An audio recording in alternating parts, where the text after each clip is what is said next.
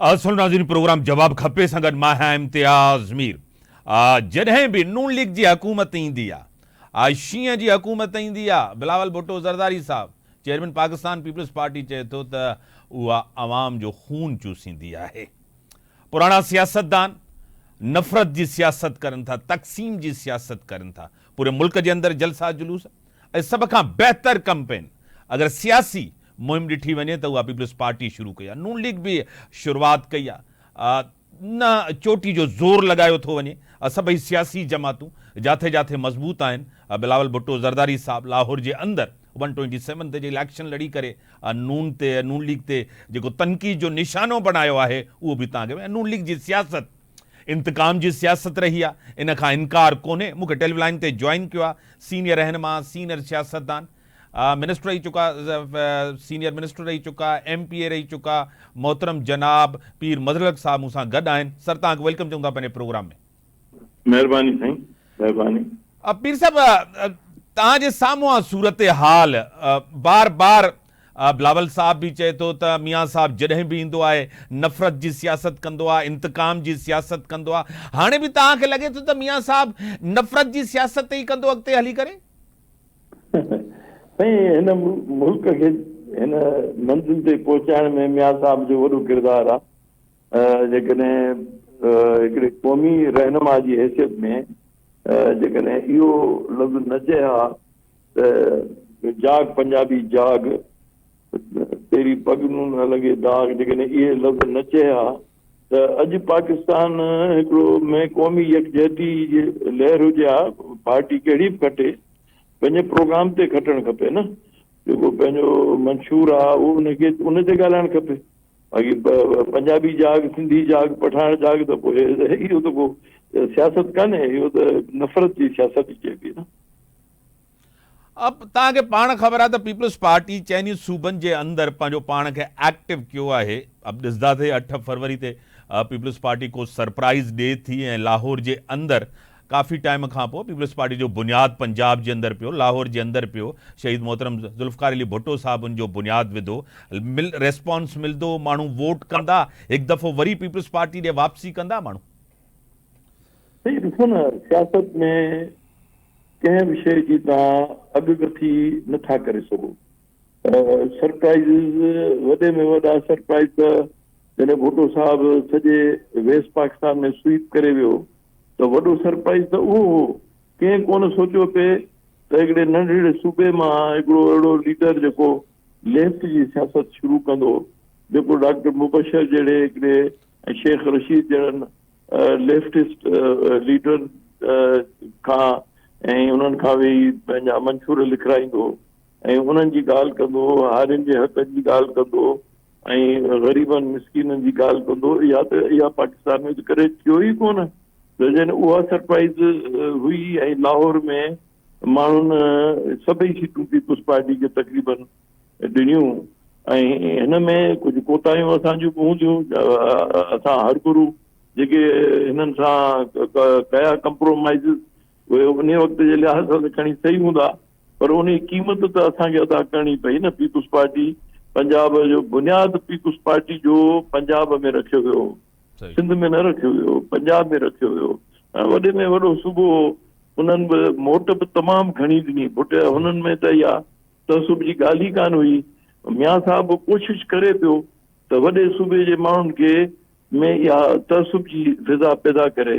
मुंहिंजे ख़्याल में इहो सवाइ पाकिस्तान खे नुक़सानु पहुचाइण जे ॿियो हिन मां कुझु कोन हासिलु थींदो। पीर साहब तव्हांखे पाण ख़बर आहे त मियाँ साहब बि लाडलो रहियो आहे, इन खां इनकार त तव्हां करे नथा सघो। PTI जो चेयरमैन बि लाडलो रहियो, हुकूमतूं इन्हनि खे कीअं मिलियूं, कहिड़े तरीक़े सां मिलियूं। अॼु तव्हांखे लॻे थो जॾहिं 4 सालनि खां पोइ वापसि आयो आहे, जेकी सियासत करे थो उहा ई सियासत करे थो, हिकु दफ़ो वरी बैकडोर खां इक़्तिदार में अचणु चाहे थो मियाँ साहब?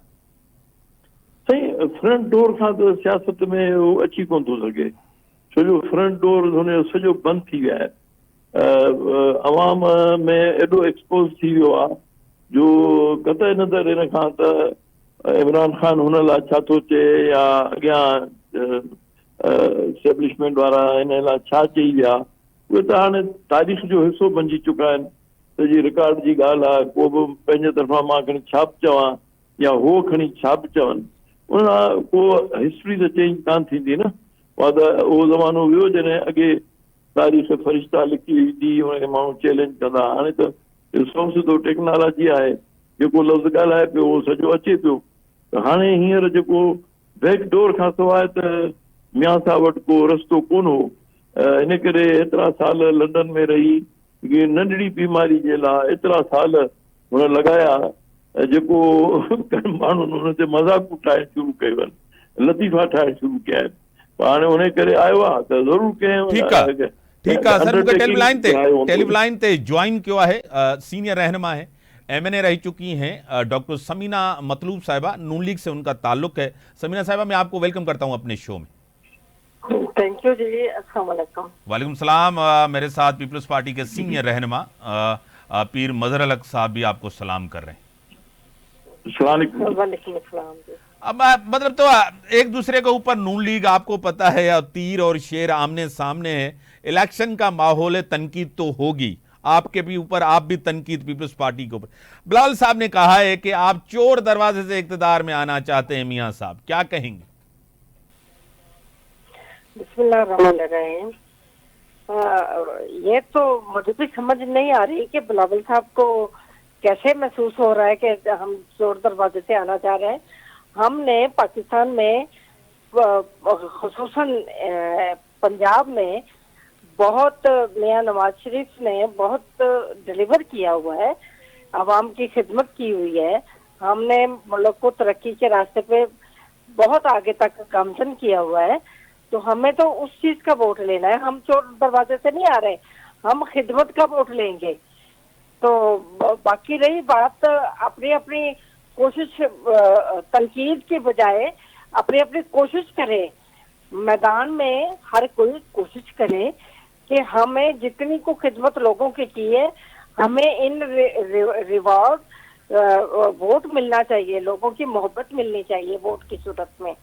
और उसी का ही हम तो वेट कर रहे हैं, क्योंकि हम ना झूठ की सियासत करेंगे, हम तो अपनी डिलीवरी की सियासत और उसका रिजल्ट मांगते हैं। और मियां साहब को इंशाल्लाह मिलेगा।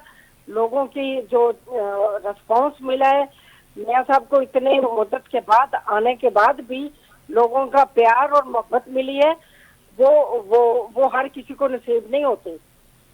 सर डॉक्टर साहब, आपको खुद पता है कि मियां साहब अभी निकले हैं, बिलावल साहब इससे पहले अवाम के अंदर हैं, गहमा गहमी पीपल्स पार्टी के जलसों का, उनकी तकारीर का, उनका एक्टिव होने का हर जगह चर्चा है। आप तो अभी 2-3 दिन से निकले हुए हैं, आप पूरे पाकिस्तान में भी नहीं, पंजाब केपी में 1-2 जलसे किए, सिंध रहता है, के बलोचिस्तान रहता है, क्या वजह है, इतना स्लो क्यों है नून लीग? नहीं, बिल्कुल स्लो नहीं है। अब ऐसे तो हम कहें जनूबी पंजाब भी रहता है, लेकिन जनूबी पंजाब में भी सब काम हो रहे हैं और हम लोग बड़े अरसे से कर रहे हैं और हर जगह पे ही पहुंच रहे हैं और सबके साथ मुआहदे हो रहे हैं और अलायंस बन रहे हैं, केपीके में बन रहे हैं, बलूचिस्तान में हो रहा है, सारे सिलसिले चल रहे हैं। वो अपनी स्ट्रेटेजी के मुताबिक, मियां साहब अपनी स्ट्रेटेजी के मुताबिक बड़ी तेजी के साथ चल रहे हैं और वो जो अपने तरीकाकार के मुताबिक मंसूबा साजी कर रहे हैं, वो अब बेहतरीन अंदाज से आगे चल रहे हैं। वो तनकीद नहीं कर रहे, तनकीद पे वक्त जाया नहीं कर रहे, वो किसी को निशाना नहीं बना रहे, कोई वक्त जाया नहीं कर रहे। ये कोई बयानिया नहीं है कि हम एक दूसरे को तनकीद का निशाना बनाए और कल फिर एक टेबल पे इकट्ठे होकर बैठ जाएं। डॉक्टर साहब आपका बयानिया है क्या, मतलब आप बताएं। पहले मियां साहब जब पाकिस्तान में था, बयानिया था वोट को इज्जत दो, सिविलियन बालादस्ती। अभी एक दफा भी मियां साहब ने वोट को इज्जत दो के बयानिए की बात नहीं की। पीपल्स पार्टी ने अपना बयानिया दे दिया है, आपके सामने है, आपकी कारकर्दगी के ऊपर, परफॉर्मेंस के ऊपर, पुरानी सियासत पे, पुरानी सोच पे, नई सोच को, अपने आप को बिलावल साहब कह रहे हैं कि मुझे वोट दें, मैं नई सोच के साथ आ रहा हूं। आपका बयानिया क्या है? नहीं, बिलावल भुट्टो साहब अल्लाह करे कि वो नई सोच के मुताबिक आए।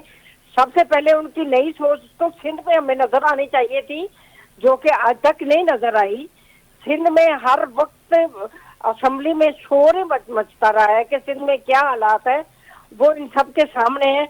हमें अपनी नई सोच को और नए तरीके की जिंदगी गुजारने के अंदाज को सबसे पहले अपने घर से शुरू करना चाहिए। और सबसे ज्यादा लंबे टाइम की जो हुकूमत है वो इन लोगों ने सिंध में की। अगर वहां पे ये कुछ डिलीवर नहीं कर सके तो बाकी लोगों को तो ख्वाब ना दिखाए ना। सबसे पहले सिंध को तो मुतमईन कर ले। वो उधर मुतमईन नहीं किसी ने किया तो इधर आके तो आप ख्वाब ना दिखाएं। हम लोग मियां नवाज शरीफ की जो सियासत है उनकी सोच से मुतमईन है और वो अच्छे अंदाज से लेके जिस तरीके से चलते हैं हम सब लोग मुतमईन हैं। उनकी तो हुकूमत के जब पीछे ना कोई पड़े और उन्हें पूरा टाइम पीरियड मुकम्मल करने दिया जाए तो वो बहुत आगे तक इंशाल्लाह बेहतरीन मंसूबे, लॉन्ग लाइफ मंसूबे बनाएंगे और उन पे इम्प्लीमेंटेशन करेंगे। हमारी एडवांस एजुकेशन, एडवांस हेल्थ के मंसूबा साजी होगी और बना रहे हैं वो, और हम इंशाल्लाह उस पर अमल करेंगे। मैं तो चाहती हूँ कि यंग लोग भी साथ शामिल हो, तनकीद न करें, साथ शामिल हो, जहन को एक दूसरे के जहनों के साथ मिला के चले। तो अकेला बंदा 2-11, तो ये ज्यादा जहन जब मिलके एक मंसूबा साजी बनाते हैं, मंसूबे बनाते हैं तो वो बेहतरीन मंसूबे होते हैं। तो बेहतर यही है कि एक अच्छी सोच के साथ चलें और अपने अपने इलाकों से अपने अपने ज्यादा वोट लेके हम पार्लियामेंट में पहुंचे और अपना रोल अदा करें। पीर साहब तव्हां ॾे अचां थो। जीअं त डॉक्टर समीना मतलूब चए थी त 15 साल तव्हां वटो कहिड़ी सोच नई आंदी, कहिड़ी नई जिद्दत आती, सिंध जे अंदरि कहिड़ी बहितरी थी, कहिड़ी परफॉर्मेंस रही। जेकॾहिं सिंध जे अंदरि बहितरी अथव त ॿियनि सूबनि में माण्हुनि खे ख्वाब ॾेखारियो था। छा चवंदव पीर साहब? मैं अगर उर्दू में बात करूं तो मेरे ख्याल में मीर साहब आप एतराज नहीं करेंगे क्योंकि डॉक्टर साहब को तो सिंधी नहीं आती कि वो मैं सिंधी में बोलूं और वो समझ जाए।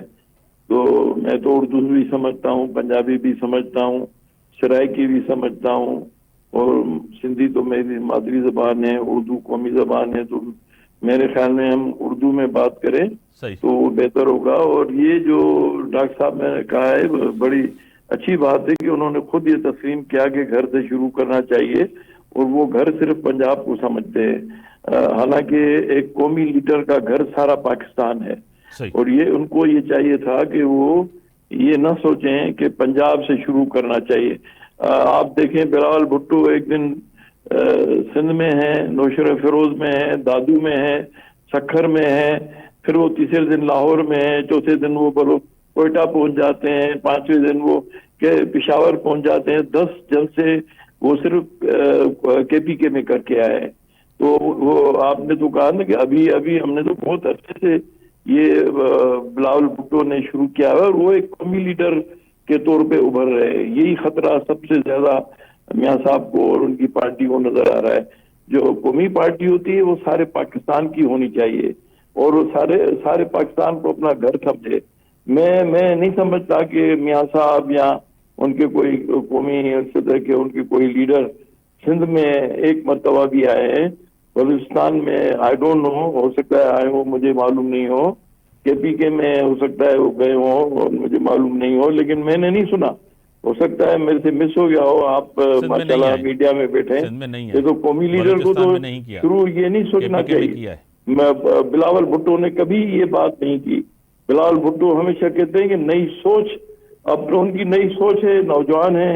ये सब जो बड़ी उम्र के लीडर साहबान उतरे मैदान में वो नौजवानों की सोच को समझ नहीं सकते और ये वो बातें इनको पता भी नहीं है कि नौजवान आजकल का जो है उसके जज्बात क्या हैं, उनके ख्वाहिशात क्या है, उनकी डिमांड्स क्या है, उनकी जरूरत क्या है, उनके ऊपर उनको सोचना चाहिए।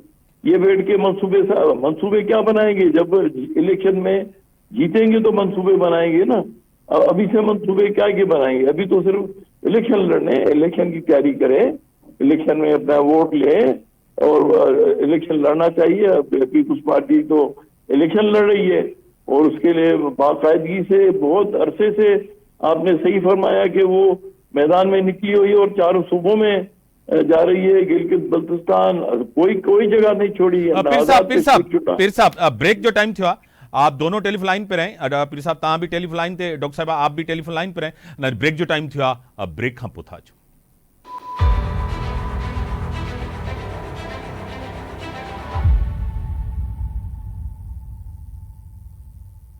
वेलकम बिरादरी मूंखे सीनियर रहनुमा पाकिस्तानी पीपल्स पार्टी मरकज़ी रहनुमा पीर मदल साहब मूंसां गॾु आहिनि टेलीफोन लाइन ते।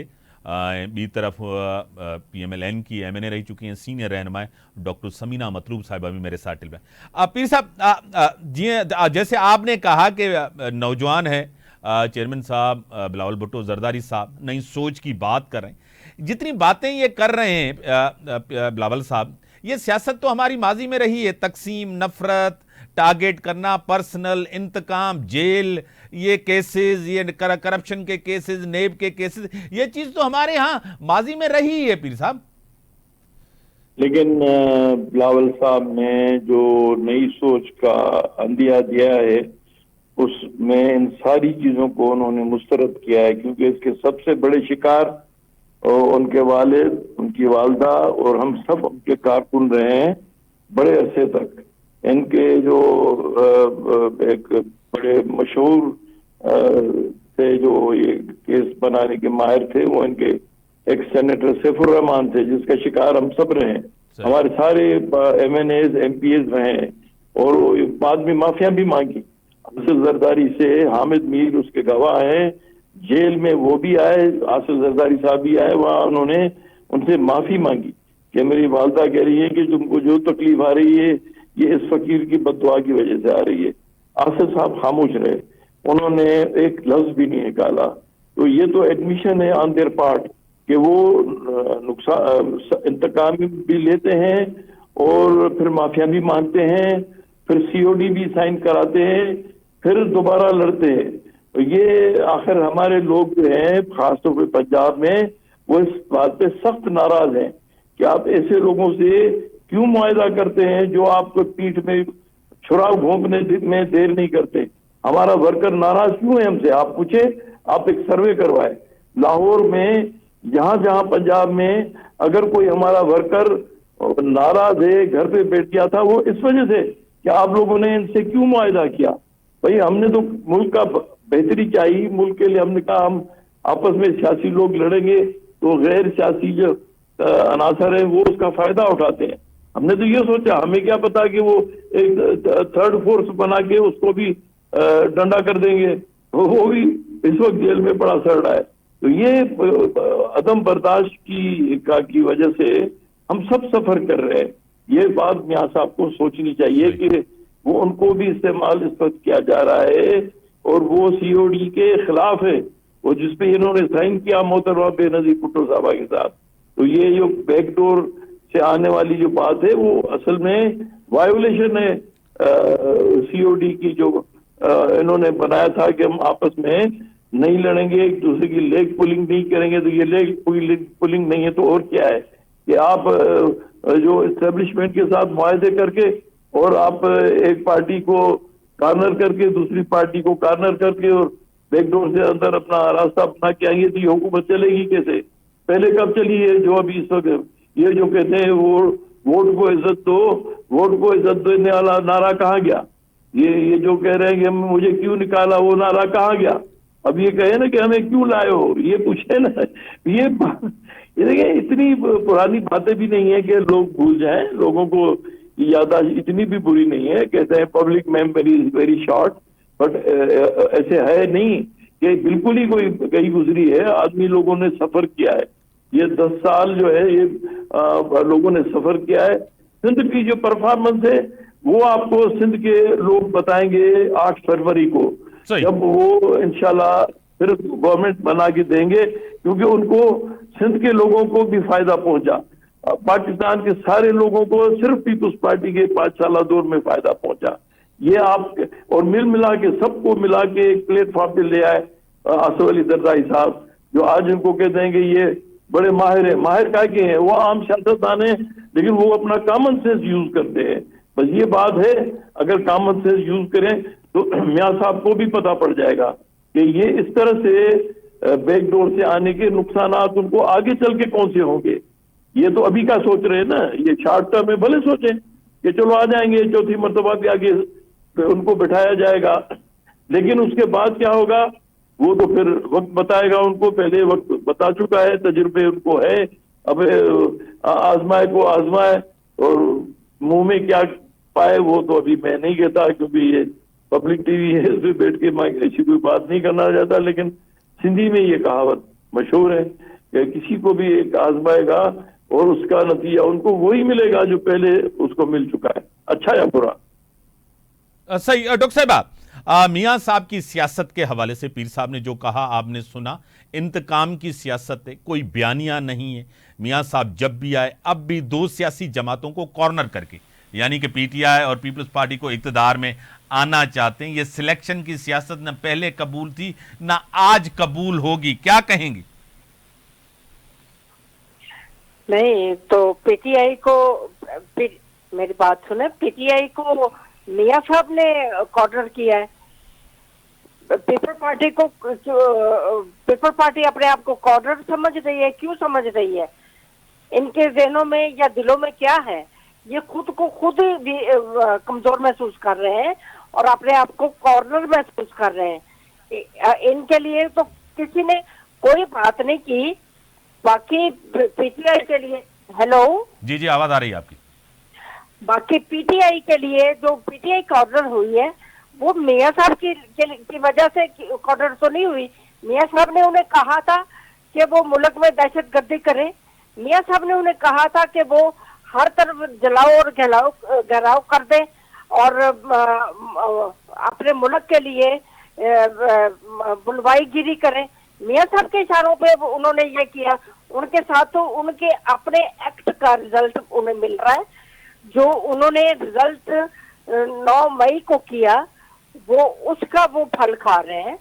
बाकी वो भी बहुत पसंदीदा पार्टी थी। इमरान खान बहुत क्लोजेस्ट और डियरेस्ट रहे हैं, जिनकी तरफ अब इशारा बैकडोर दरवाजे का ये हमारे पे लेबल दे रहे हैं। अब मुझे नहीं समझ आती कि इन्हें किस चीज की ये क्यों ये महसूस हो रहा है कि बैकडोर से क्यों आना चाह रहे हैं। हम अपनी मेहनत से और लोगों को कन्विंसिंग से और अपनी जो लोगों की सर्विसेज लोगों को दी हुई है, डिलीवरी दी हुई है, उसकी बेस पे आना चाह रहे हैं। तो क्या कराची में अमनो अमान की सूरत हाल मियां नवाज शरीफ की वजह से नहीं हुई थी? हर वक्त बदअमनी थी कराची में, वो मियां साहब ने ही वहां पे अमन लेके आए थे। अब ये बात नहीं है, पूरे मुल्क को उन्होंने अच्छे अंदाज से संभाला था। और अब भी वो उनके ये कह रहे हैं ना कि और सूबों में जलसे नहीं हो रहे।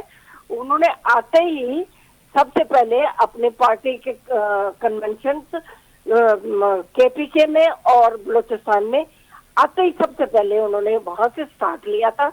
अब पंजाब में वो अपने जलसे कर रहे हैं और मरियम नवाज तो बड़े अच्छे से शुरू हुई है और बड़ी गर्म जोशी से। और हम भी मैदान में तमाम एमएनए एमपीएस बड़े देर से हम लोग अपने फील्ड में हैं और स्ट्रगल कर रहे हैं। इलेक्शन के लिए ही तो कर रहे हैं ताकि लोगों को हम तैयार कर सके ज़हनी तौर पे, और लोगों को हमने डिलीवर करके दिया हुआ है तो लोग हमसे दूर नहीं हटेंगे। और बाकी हम तो चाहते हैं जिसने जो अच्छा किया है वो अच्छा पाए, वो चाहे पीपल पार्टी है, चाहे पीटीआई है, चाहे मुस्लिम लीग नून है। अगर पीटीआई ने अच्छा किया है तो वो कॉर्नर क्यों होगी? अगर पीपल पार्टी ने अच्छा किया है तो वो नाकाम क्यों होगी? ऐसा नहीं हो सकता। तो ये हमें अच्छी सोच के साथ मैदान में उतरना चाहिए। हम क्यों सोचते हैं कि हमें कॉर्नर किया जा रहा है? हम क्यों सोचें? जब आपने बुरा किया ही नहीं तो क्यों कोई आपको कॉर्नर करेगा?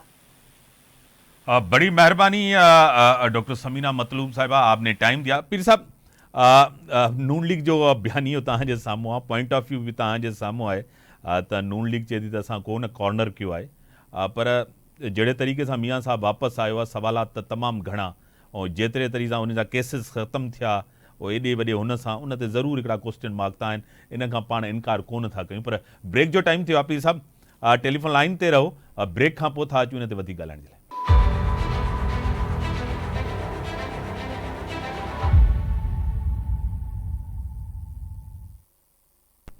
वेलकम बेरादरीन। पीर साहब, तव्हां ॾे अचूं था, तव्हांखे पाण ख़बर आहे त मियां साहब खे जहिड़े तरीक़े सां रिलीफ मिलंदो आहे, इक़्तिदार मिलंदो आहे, ऐं जहिड़े तरीक़े सां उन कंहिं आज़माइश खां न हूंदा आहिनि। मियां साहब इन खां पहिरियां बि हिकिड़ी डील करे वियो हुयो, उन जा इनकार कंदे कंदे आख़िरी में उनखे बि तस्लीम कयो, हिकु दफ़ो वरी हाणे वियो इलाज लाइ, वरी वापसि आयो आहे। छा चवंदो पीर साहब इन ते? इहो मुंहिंजे ख़्याल में लेडी हाणे कान्हे, तंहिं करे मां सिंधी में ॻाल्हायां थो। ॾिसो न, हाणे इहो त हिकिड़ो लतीफ़ो आहे त मियां साहब 6-7 साल रहियो आहे ॿाहिरि ऐं नारो हणी वियो त मुझे क्यों निकाला, वोट को इज़त दो, इहे ॿ नारा तव्हां बि फरमाया, ॿियनि बि सभिनी इहो चयो, इन खां हाणे इनकार हे बि नथा करे सघनि। हाणे इलाज जो त राइट हुनखे आहे, पर जेको ही मैडम ॻाल्हाए वई त बैकडोर खां कोन आयो आहे, त उहो त हाणे उन्हनि खे हर को एतिरो अकुल हर को रखे थो त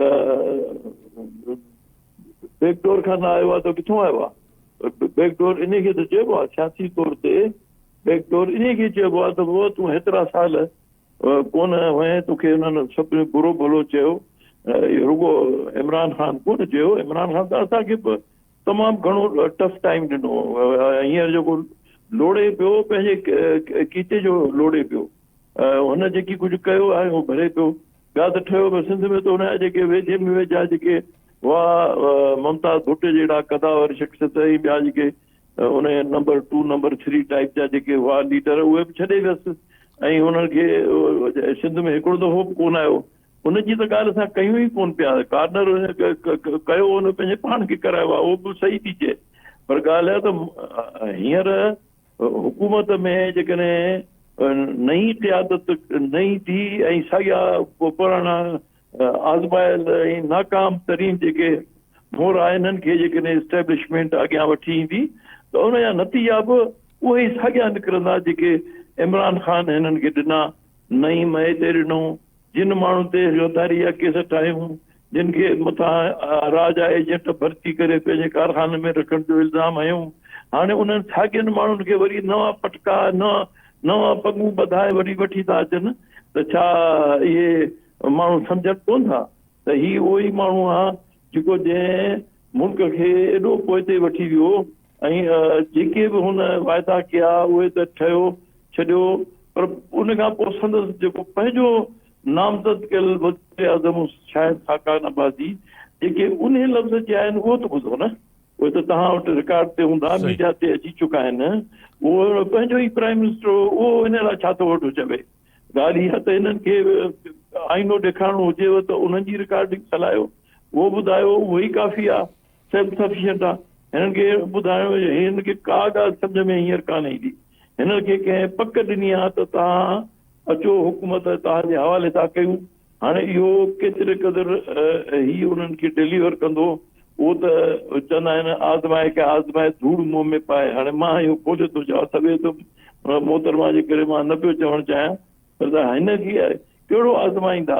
हींअर खपे पाकिस्तान जी जेका नौजवान त पोइ 60% खां मथे आहे, उनजी ख़्वाहिश आहे, हुनजो मुतालबो आहे त पाकिस्तान जी क़यादत सिर्फ़ु नौजवान माण्हू करे सघे थो, ऐं लीडर नौजवान हुजे जेको पढ़ियल लिखियल बि हुजे, जंहिंखे क़ौमी दर्द बि हुजे, जंहिं मुल्क जे लाइ हुन ऐं हुनजे ख़ानदान कुर्बानी बि ॾिनी हुजे, जंहिंखे अहसास बि हुजे। हाणे इन्हनि में सॼी क्राइटेरिया में सवाइ बिलावल भुट्टे जे ॿियो को लीडर अचे कोन थो। हाणे इहा ॻाल्हि मां ग़लति कयां त मूंखे को दुरुस्त करे, या तव्हां ई दुरुस्त कयो। मां कहिड़ी ॻाल्हि कई? हुन चयो त नई सोच अचणु खपे, पुराणा सभु ग़लति ॻाल्हियूं सभु छॾियो, हींअर मुल्क खे अॻिते वठी वञिणो आहे, ऐं मुल्क खे अॻिते केरु वठी वेंदा? नौजवान वठी वेंदा या हे उहे वठी वेंदा जिन अॻी मुल्क खे चटे अंदरां खोखड़ो करे छॾियो आहे? त हाणे इहो फ़ैसिलो त आवाम ते छॾियो, 8 फेबरवरी ते रिज़ल्ट ॿुधाईंदी। जेकॾहिं हिननि को झटू हलायो या जेकॾहिं को ग़लति तरीक़ा इस्तेमालु कयूं त उनजो नतीजो पाकिस्तान अॻु में बि भोॻियो आहे, वरी हाणे बि भोॻींदो ख़ुदा न ख़ास्ता जेकॾहिं ईअं कयूं त। ख़ुदा करे ईअं न कनि, अलाह साईं हिननि खे अकुल ॾे। भई पाकिस्तान खे हींअर तव्हां इलेक्शन जे करे त भई फलाणो माण्हू खपे, फलाणो माण्हू खपे, इन ते त पाकिस्तान जो मुस्तक़बिल दाव ते न हणो, छॾियो ऐं माण्हू जंहिंखे चाहिनि उनखे चूंडनि। बाक़ी इहे अहिड़े क़िस्म जूं चूंडूं कराईंदा त भई लाहौर में पंजाब में हुनखे खटाइणो आहे, सिंध में हुनखे खटाइणो आहे, हुनखे ई खटा, उहे अॻे ई फ़ैसिला करे चुका आहिनि त पोइ हिन इलेक्शन कराइण जी ज़रूरत कहिड़ी? मूंखे त ॾुख आहे जुडिशरी जो, त जुडिशरी खे खपंदो त हू इहो फ़ैसिलो कंदा त भई असां जहिड़ी बि आहे जुडिशरी जो वरी बि माण्हुनि जो एतमाद आहे। ही जेके वीचारा रेवेन्यू जा ऑफिसर या ब्यूरोक्रेट अचनि था, उन्हनि खे त ख़बर आहे त सुभाणे ही मुंहिंजा असांजा हुकुमरान थींदा ऐं सुभाणे असांजी पोस्टिंग ट्रांसफर सभु हिननि जे हथ में हूंदी, सॼी ACR हिननि जे हथ में हूंदी। इहा अजीब क़िस्म जो मां त ज़िंदगी में कॾहिं इहो कोन ॾिठो आहे मंदरु जेको हाणे मां ॾिसां पियो। जुडिशरी में उहो जुडिशियस माइंड पंहिंजो यूज़ कंदा, पंहिंजो जुडिशियल माइंड अप्लाई कंदा। हिते त ही केर बि नथो करे, त उहो होॾां थो ॾिसे त हू छा थो चाहे, अॻिलो छा थो चाहे। खुलम खुला यानी हर को माण्हू सम्झे पियो त बाबा हे आया आहिनि हिन मक़सद लाइ, जीअं हिननि खे चयो वेंदो ईअं तीअं कंदा। हाणे अलाह रहम कंदे सिंध में त माण्हू इजाज़त कतई कोन ॾींदा, सिंध जा माण्हू तमामु हींअर बिगड़ियल आहिनि।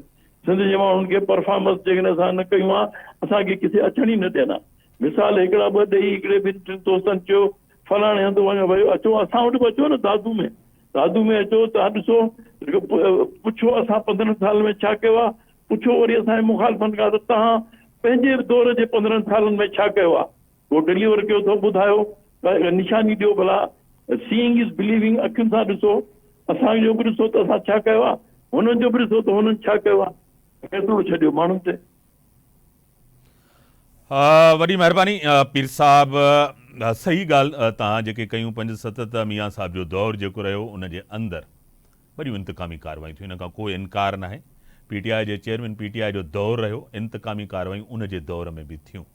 ॿई पॉलिटिकल जेके लीडर्स पंहिंजो पाण खे छॾनि पिया, इहे ज़रूरु मैनेज थी करे आया, पॉलिटिकल इंजीनियरिंग थी, इन खां इनकार बि कोन्हे। पीपल्स पार्टी सभ खां वधीक क़ुर्बानी ॾिनी आहे, दर्द आहे, एहसासु आहे। सिंध जे अंदरि बार बार उन्हनि खे मैंडेट मिलियो आहे ऐं अवाम कंहिंखे बि मैंडेट ॾे त हुकुमरानी जो हक़ु उन्हीअ खे ई हासिलु आहे। इन ई सां गॾु इजाज़त, अल्लाह हाफ़िज़।